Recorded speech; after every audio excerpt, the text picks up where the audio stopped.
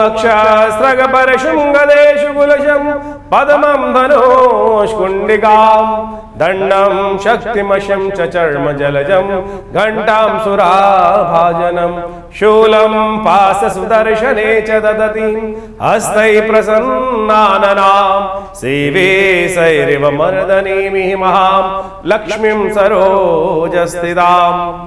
नमस्कार, स्वागत है आपका आचार्य वाणी में। मैं आचार्य डॉक्टर विक्रमादित्य आपके साथ हूं और आज का विषय हमारा है कन्या राशि वालों। आपकी राशि के अनुसार से 30 तारीख को ग्रह नक्षत्र आपके लिए क्या कुछ करने जा रहे हैं। 30 अक्टूबर को बुधवार का अवसर है, त्रयोदशी तिथि है, धन त्रयोदशी का सुंदर योग है। ग्रह नक्षत्रों के दृष्टिकोण से आपके लिए गजकेसरी योग का निर्माण हो चुका है और विशेष तौर पर यह आपके लिए पॉजिटिव वाइब्रेशंस उत्पन्न करने के रास्ते बना रहा है, दिवाली को शुभ करने का रास्ता बना रहा है। धन त्रयोदशी, धन की देवता का पूजन करना, खासतौर पर कुबेर इत्यादि धन के देवताओं का पूजन करके दिवाली का महापर्व आरंभ किया जाता है। इस दिन घर में विशेष तौर पर चांदी के या पीतल के या तांबे के श्रीयंत्र को स्थापित करना चाहिए। दक्षिणावर्ती शंख स्थापित करना चाहिए। गणेश अंबिका, गणेश लक्ष्मी की मूर्ति सुंदर रूप से जो मिट्टी की बनी हुई है वो भी स्थापित कर सकते हैं और उनका बड़े विधि विधान से पूजन प्रतिष्ठा करके यदि 5 दिन पूजा करेंगे ना तो भगवती कृपा से रास्ते बनेंगे। हम कार्यक्रम के आरंभ में पूरा विधान आपको बताएंगे। ग्रह नक्षत्रों के दृष्टिकोण से गजकेसरी योग है, आपके लिए शुभ योग बने हुए हैं, लाभ के रास्ते बनते दिखाई देंगे। बस विश्वास, मन में नेगेटिव मंगल खराब चल रहे हैं जो मन में हर बार में हतोत्साहित करने का रास्ता दे सकते हैं, बार बार हिम्मत तोड़ने का प्रयास कर सकते हैं, लेकिन हिम्मत मत तोड़ने दीजिएगा। ग्रह योग बने हुए हैं, जैसे जाओगे जैसा सोचोगे वैसा बन जाओगे। अगर परेशानी दिमाग में चलती रहेगी तो परेशानी बाहर से निकल नहीं पाओगे परेशानी से। शुभ शुभ शुभ, अच्छा बढ़िया है, हिम्मत करके निकल जाएंगे, कर लेंगे, ठीक कर लेंगे। ऐसे पॉजिटिव वाइब्रेशन से सोचते रहोगे तो बहुत अच्छा रहेगा। इस दिन एक बात का ध्यान रखें, हम वैसे बताएंगे आपको कि कई लोग धनतेरस के दिन विशेषतः धन्वंतरी भगवान का पूजन करने का विधान शास्त्र में बताया गया। आयुष के देवता, जीवन की रक्षा करने वाले देवता, साक्षात भगवान विष्णु के अवतार माने जाते हैं, उनका धन्वंतरी भगवान की आराधना करने का दिन माना जाता है। लेकिन कई लोगों ने धन्वंतरी के दिन, धनतेरस के दिन बर्तन लाने का घर में रिवाज बना रखा है। प्राचीन काल में था बिल्कुल, क्योंकि उस दिनों बर्तन जो मिलते थे चांदी के, पीतल के, तांबे के, इस प्रकार के बर्तन होते थे, वो सबको लाते थे। लेकिन आजकल जो बर्तन बाजार में चल रहे हैं वो चलते हैं लोहे के। लोहा शनि का प्रतीक माना जाता है, समृद्धि का प्रतीक नहीं माना जाता। तो कम से कम इस बात का ध्यान रखें कि घर में इस दिन तो कम से कम शनि को ना लाएं। इस बात का ध्यान रखेंगे तो अच्छा रहेगा, आपके लिए बढ़िया रहेगा। 31 तारीख का दिवस वीरवार का अवसर, बृहस्पतिवार का अवसर, चतुर्दशी तिथि उदया तिथि के रूप में विद्यमान है। ग्रह नक्षत्र परिवर्तन करके तुला राशि में जा रहे हैं चंद्रमा और ये आपके लिए शुभ आशीष का योग बनाते दिखाई दे रहे हैं। ग्रह नक्षत्रों के दृष्टिकोण से आपके लिए अच्छा वातावरण बनेगा। दिवाली आने वाली है और 1 तारीख की दिवाली का सुंदर योग पड़ने वाला है, वो भी हम आपको बताएंगे। लेकिन इस दिन हनुमान जयंती और विशेष तौर पर रूप चौदस का एक सुंदर पर्व पड़ता है। कहा जाता है कि रूप चौदस के दिन सुबह सुबह सूर्योदय से पहले यदि उपटन लगाकर स्नान, तिल के तेल से स्नान कर लिया जाए, उसके बाद वहीं विशेष तौर पर अपामार्ग का पेड़ लेकर अपने सिर के ऊपर से वार कर समस्त कष्टों को वारने के लिए एक पूर्ण प्रयोग शास्त्र बताया गया है, अभी हम आखिरी में बताएंगे। और उसके बाद 2 दीपक सूर्योदय से पहले यम के निमित्त, यम के पुत्रों के निमित्त घर के बाहर जला दी जाए। तो वो प्रोसेस जो हमने अभी करवाया था यम दीपदान का, वो प्रोसेस इसको पूरा कर कहा जाता है कि शास्त्र में सब प्रकार से कल्याण के योग बन जाते हैं और हर प्रकार से आपके कष्ट निवारण करने के बाद बिल्कुल जैसे नूतन जन्म हो जाता है, उसी प्रकार का व्यक्ति समस्त कष्टों से, अलाओं बलाओं से, नज़र इत्यादि से विमुक्त हो जाता है। ये शास्त्र में बड़ा अद्भुत प्रयोग बताया गया। और साथ साथ कहा जाता है कि इस दिन भगवान कृष्ण की उपासना कर लो तो नरक का मुख नहीं देखता व्यक्ति। हनुमान जयंती भी है। तो आपके ग्रह वैसे ही थोड़े से, मन ने बताया कि इस वक्त चल रहे हैं जो स्थिति, शनि खराब चल रहे हैं और मंगल खराब चल रहे हैं, तो हनुमान जी का स्तवन कीजिए। हनुमान जी के सुंदर दोपहर के समय चूरमे का भोग लगाइए हनुमान जी का और देखिए कृपा प्राप्त करने के रास्ते बनेंगे। दिवाली कब है वो भी जान लीजिए और दिवाली में पूजन किस प्रकार से करना है वो भी हम आपको बताते हैं। नक्षत्रों के दृष्टिकोण से चतुर्दशी तिथि उदया तिथि के रूप में विद्यमान है और ग्रह नक्षत्रों का परिवर्तन होकर आपके लिए धर्म भाव का उदय होने का योग बनेगा। चंद्रमा परिवर्तन करके करीब 11:15 बजे के आसपास तुला राशि में प्रवेश करेंगे और ये आपके लिए सुंदर रहेगा। धर्म का उदय करने का योग बनेगा, धर्म में आस्था जाएगी। हनुमान जयंती भी है इस दिन और बृहस्पति वीरवार के दिन हनुमान जयंती का सुंदर योग बन रहा है। साथ साथ नरका चतुर्दशी का भी सुंदर योग बन रहा है और इस दिन विशेष तौर पर एक प्रयोग अवश्य करना चाहिए। इस दिन सुबह सूर्योदय से पहले स्नान करना चाहिए और एक अपामार्ग का पेड़ का पत्ता, छोटी सी बूटी होती है जिसको चिड़चिटा बोला जाता है, उसको रात को ही उखाड़ के रख लेना चाहिए और अपने सिर से वार कर स्नान इत्यादि करने के उपरांत उपटन लगाकर तिल का तेल से स्नान करना चाहिए। यम के निमित्त जो विशेष तौर पर 14 मंत्रों के द्वारा तर्पण करने का विधि है वो अवश्य करना चाहिए स्नान के उपरांत। और उसके बाद यम के पुत्रों के निमित्त 2 दीपक घर के बाहर जलाने चाहिए और उसके बाद यम का पूजन करने के बाद फिर भगवान हनुमान जी की उपासना करनी चाहिए और साथ साथ भगवान विष्णु की उपासना करनी चाहिए। ये सब शास्त्र में वर्णित उपाय हैं और दीपावली के संबंध में भी बता देते हैं। वैसे तो हम दीपावली के संबंध में बहुत सारी भ्रांति इस समय में उत्पन्न हो रही है कि दिवाली कब मनाई जाए। दीपावली का सुंदर पर्व 1 तारीख का रहेगा। दीपावली का सुंदर पर्व 1 तारीख का शास्त्र के दृष्टिकोण से रहना चाहिए। दीपावली के संबंध में आजकल बहुत सारे वीडियोस में लोगों ने कुछ भ्रांति उत्पन्न करने का प्रयास किया है। कहा गया है कि दीपावली जो है वो रात्रि में अमावस्या होनी चाहिए तब दीपावली मनाई जाती है। और इस बार हो क्या रहा है, ग्रह नक्षत्रों के दृष्टिकोण से हमें समझना चाहिए कि जो ग्रह नक्षत्रों का योग जो है, अमावस्या जो है वो विशेष तौर पर 1 तारीख की हम गणना करें तो शाम को करीब करीब 6:15 बजे के आसपास तक है। और दिल्ली में हम इस सूर्यास्त की बात कर रहे हैं तो करीब करीब सूर्यास्त जो हो रहे हैं 5:30 बजे के आसपास हो रहे हैं। तो ऐसे में प्रदोष काल में सुंदर शास्त्र कहता है कि प्रदोष काल में यदि अमावस्या मिल जाए तो वही श्रेष्ठ काल है भगवती महालक्ष्मी का पूजन करने के लिए। जो लोग भ्रांति उत्पन्न करने का प्रयास करें रात्रि में, प्रदोष काल रात्रि ही का ही प्रथम पहर मान लिया जाता है, तो उसमें रात्रि में अमावस्या मिल रही है, उदय तिथि अमावस्या मिल रही है, तो औचित्य ही नहीं है कि आप 31 तारीख को दीपावली मनाएं। ऐसा कोई शास्त्र में वर्णन नहीं है। कुछ लोग भ्रांति उत्पन्न करने का प्रयास कर रहे हैं और वो कह रहे हैं प्रदोष काल में उस दिन पहले ही मिल जाएगा। उदय तिथि मिल रही है और प्रदोष काल में जा रही है 1 तारीख को अमावस्या, तो फिर किस बात का? स्वाति नक्षत्र भी जो विद्यमान है वो रात्रि में मिल रहा है, तो फिर क्यों विशेष तौर पर हम भ्रांति में फंसे? कुछ लोग तथाकथित तौर पर ज्योतिष को गलत रूप से उपस्थित करने का प्रयास कर रहे हैं। शास्त्र में वर्णित है प्रदोष काल में जिस दिन अमावस्या शुद्ध रूप से विद्यमान है और धर्म सिंधु, निर्णय सिंधु इत्यादि में इस बात को प्रतिपादित किया गया है, तो आप इस बात का ध्यान रखते हुए कार्य करें। कुछ लोग जबरदस्ती धर्म के प्रति भ्रम उत्पन्न करने का प्रयास करते हैं। 1 तारीख को ही दीपावली का सुंदर पर्व रहेगा, उसको इसी प्रकार से मनाने का प्रयास करेंगे तो बहुत सुंदर रहेगा। महालक्ष्मी की सुंदर पूजन 1 तारीख को ही। तो अभी आपने दिन पर दिन किस प्रकार के ग्रह योग बनेंगे उसको समझा। अब ये समझ लीजिए कार्तिक का महीना यह बड़ा अद्भुत महीना है।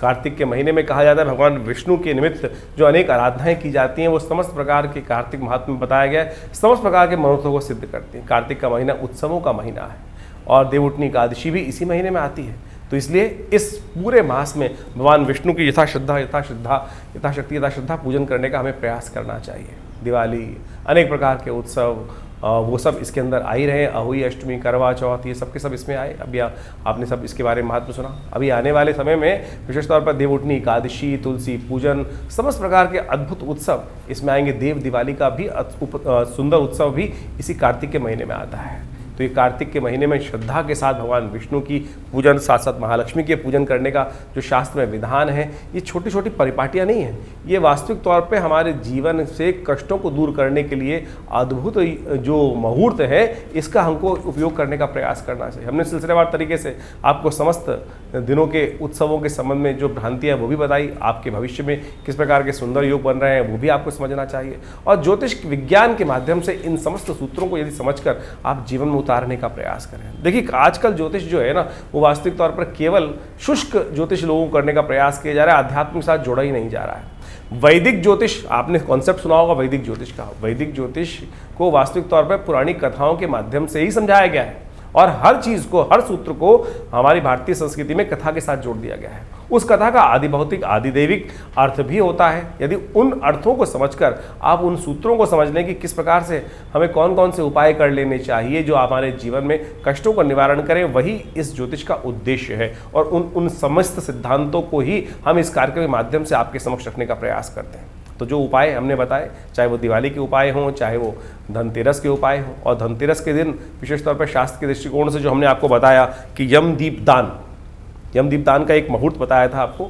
दिवाली का ही मेन उत्सव है, उसको अच्छे समझ लें कि किस प्रकार की हमारे यहाँ दिवाली 1 दिन की या 2 दिन की दिवाली नहीं होती। आमतौर पे क्या होता है, छोटी दिवाली, बड़ी दिवाली एक भ्रांति के रूप में लोगों के मनोमस्तिष्क में आ जाती है, लेकिन दिवाली भारतीय संस्कृति में 5 दिन की मनाई जाती है, जो धनतेरस से आरंभ होती है और विशेष तौर पर जाती है भैया दूज तक।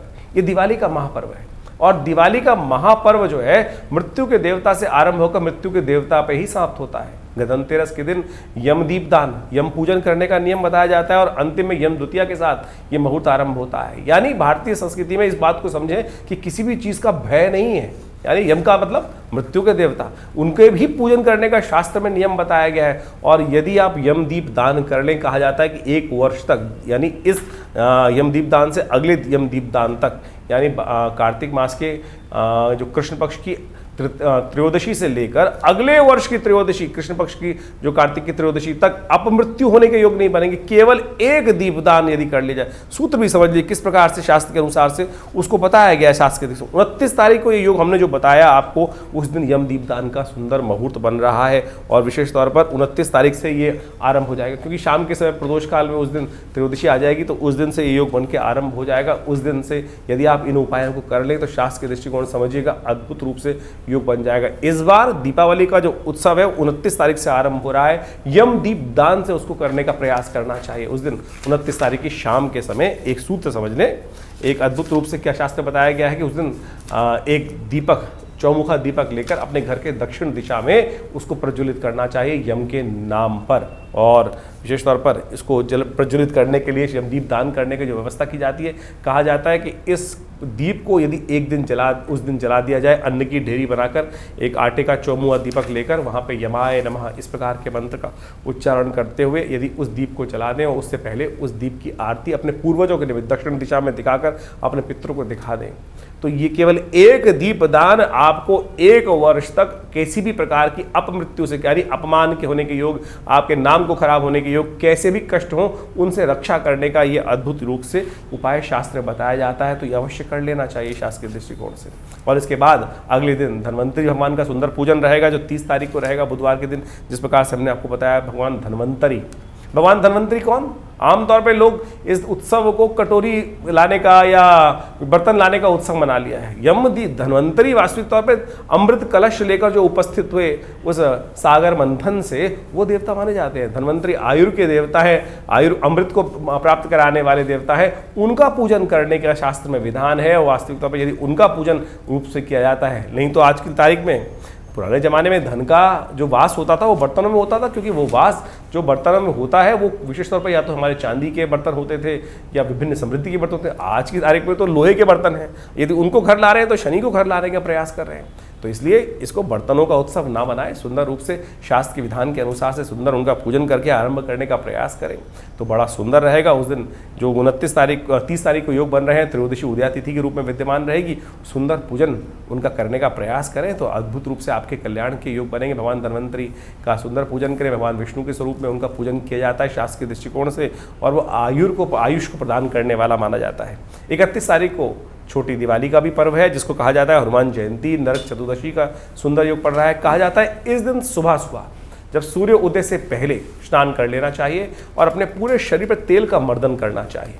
तिल के तेल का मर्दन करना शास्त्र में बताया गया है। और एक अपामार्ग का पेड़ होता है, कहा जाता है कि इस अपामार्ग के पेड़ को अपने सिर पे से वार कर रख देना चाहिए एक तरफ, जिससे नज़र बजर अलाय वलाय सब निकल जाए। और सूर्य उदय से पहले इस प्रोसेस को करने का नियम शास्त्र में बताया गया है। और उसके साथ साथ जैसे ही सूर्य उदय से पहले स्नान करने के उपरांत अपने घर के बाहर मुख्य दरवाजों पर 2 दीपक, जिनको यमराज के रूप में ही उपस्थित किया जाता है, 2 श्वानों के रूप में उनको 2 दीपक वहाँ जला दी जाते हैं और उनको जला के रख देना चाहिए। उनका पूजन, ये पूरा यम दीपदान होगा इस बार, क्योंकि यम दीपदान एक दिन पहले पड़ रहा है। लेकिन आमतौर पर यदि त्रयोदशी पूरी रात प्रदोष काल तक विद्यमान होती है तो शाम को यम दीपदान किया जाता है। लेकिन ये यम दीपदान जो है वो एक दिन पहले इस बार हो गया है। तो इसका जो 31 तारीख को सुबह सूर्योदय से पहले इस प्रोसेस को पूरा किया जाएगा। और कहा जाता है इस प्रोसेस को यदि पूरा कर लिया जाए तो समस्त प्रकार के कष्टों का निवारण करने का योग बनता है। इसके साथ साथ हनुमान जयंती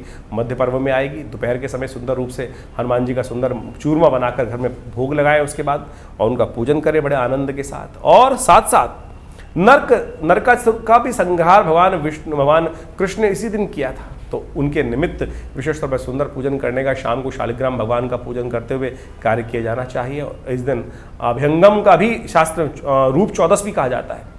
तो उपटन लगाकर, जो सुबह सुबह का प्रोसेस है कि जो तिल के तेल में उपटन लगाकर अपने पूरे शरीर पर मर्दन करना, उसके बाद यम के निमित्त तर्पण किया जाता है 14 मंत्रों से, जो दक्षिण की दिशा में बैठकर 14 मंत्रों के द्वारा तर्पण करने की शास्त्र में विधि बताई गई है। यम के समस्त 14 मंत्रों का उच्चारण करते हुए वो तर्पण अवश्य करना चाहिए। ये अभ्यंग जो विशेष तौर पर जो रूप 14 का पूर्ण विधि बताया गया, उसके बाद 2 दीप जलाए जाते हैं घर के बाहर सूर्योदय से पहले मुख्य दरवाजे के दोनों भागों पर। तो अवश्य इसका पूर्ण नियम करना चाहिए। और 1 तारीख को दिवाली का सुंदर पर्व रहेगा। ये दिवाली का पर्व बड़ा आनंददायक पर्व है, लेकिन कुछ लोगों ने भ्रांति उत्पन्न करने का प्रयास कर दिया है कि दिवाली कब मने, 31 तारीख को। क्या कारण क्या है कि लोगों को अज्ञान तो है नहीं। अब जो रात्रि के समय अमावस्या का प्रयोग करते हुए लोगों ने बहुत सारी भ्रांति उत्पन्न करने का प्रयास किया है। देखिए 1 तारीख को सूर्योदय के साथ साथ प्रदोष तक, यानी करीब करीब शाम को 6:15 बजे तक आपको अमावस्या मिल रही है और प्रदोष काल प्रशस्त है। यदि प्रदोष काल के अंदर सुंदर योग बने तो उस दिन कोई दिक्कत नहीं है, उसका पूजन कर लेना चाहिए। तो शाम के समय यदि प्रदोष काल में जो अमावस्या आपको मिल रही है तो उसमें उसका पूजन किया जाए। 31 तारीख का दिवाली का कोई औचित्य बनता ही नहीं है, क्योंकि उस दिन दोपहर के बाद करीब करीब 3 बजे के आसपास अमावस्या आई और लोगों ने कई भ्रांति उत्पन्न करने का प्रयास कर दिया। स्वाति नक्षत्र भी आपको 1 तारीख को ही मिल रहा है और साथ साथ शाम के प्रदोष काल तक।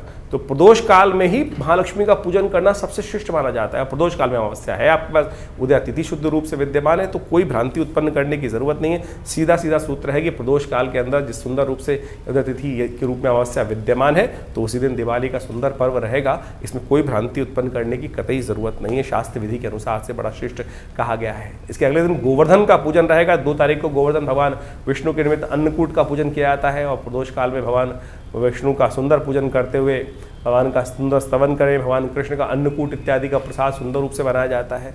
तो वो भी कार्यक्रम जो रहता है वो भी बड़ा अद्भुत रूप से शास्त्र के अंदर वर्णित है और ये सारे के सारे कर्म अवश्य करने का प्रयास करना चाहिए। एक बात और, ये गोवर्धन का जो दिन माना जाता है, जिसके अंदर प्रतिपदा के दिन ये योग बनाया जाता है, कार्तिक मास के शुक्ल पक्ष की प्रतिपदा के दिन, ये वो मुहूर्त है कि जिस दिन जैसा करोगे पूरे आने वाले 365 दिन तक वैसा आपके साथ होगा।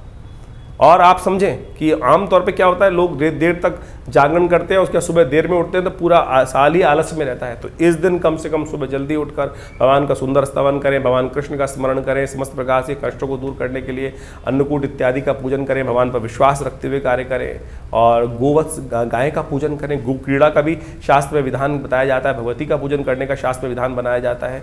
तो इन सब चीज़ों को करके सुंदर रूप से समय निकालने का प्रयास करेंगे तो बड़ा अच्छा रहेगा। आनंद भाव से रहें, गुस्से में ना रहें, आलस्य में ना रहें, क्योंकि ये जैसा हमने कहा 365 दिन तक वैसा ही होने के आपके साथ योग बनेंगे। आमतौर पे नए साल के दिन लोगों ने कह देते हैं रेजोल्यूशन पास कर लो, आज जो करोगे वैसा पूरे साल बनेगा।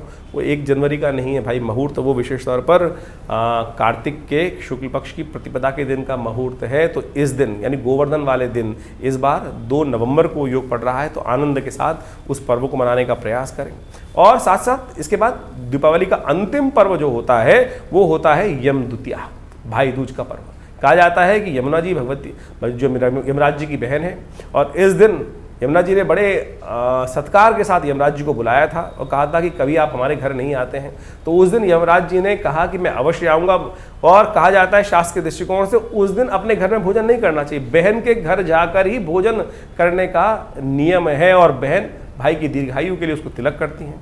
तो ये अवश्य नियम पालन करने का प्रयास करना चाहिए। भारतीय संस्कृति के अद्भुत पर्व हैं और इन सब मुहूर्तों के अंदर आपको कोशिश ये करनी चाहिए दीपावली पर्व के अंदर अपने घर में सिद्ध महालक्ष्मी का यंत्र स्थापित करें, साथ साथ दक्षिणावर्ती शंख स्थापित करने का प्रयास करें। ये महालक्ष्मी का साक्षात प्रतीक माना जाता है और महालक्ष्मी का साक्षात प्रतीक माना जाता है समस्त कष्टों को निवारण किया था। जब दिवाली का पूजन करें आप दीपावली के दिन, यानी जो इस बार दीपावली का जो 1 नवंबर को सुंदर पर्व पड़ रहा है, उस दिन पूजन के अंत में भगवती को कमल के पुष्पों की एक विशेष तौर पर शैया प्रदान की जाती है।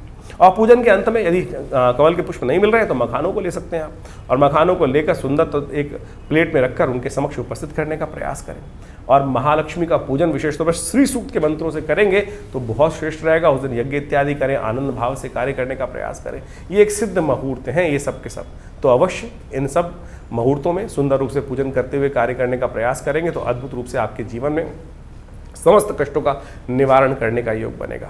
सिद्ध महायंत्र, विशेष तौर पर महालक्ष्मी का सिद्ध यंत्र अवश्य स्थापित करना चाहिए महालक्ष्मी, और पूरे वर्ष उनकी पूजन करने की सुंदर व्यवस्था बनाने का प्रयास करना चाहिए। और ये समस्त प्रकार के आपके अनिष्टों को दूर करने का योग बनाती हैं ये सारी चीज़ें। और शंख, दक्षिणावर्ती शंख इस दिन यदि घर में स्थापित करें तो कहा जाता है साक्षात महालक्ष्मी का प्रतीक माना जाते हैं ये सब निधियाँ। तो अवश्य शास्त्र के दृष्टिकोण से इन सुंदर मुहूर्तों का लाभ लेते हुए कार्य करने का प्रयास करें, बहुत आनंद रहेगा।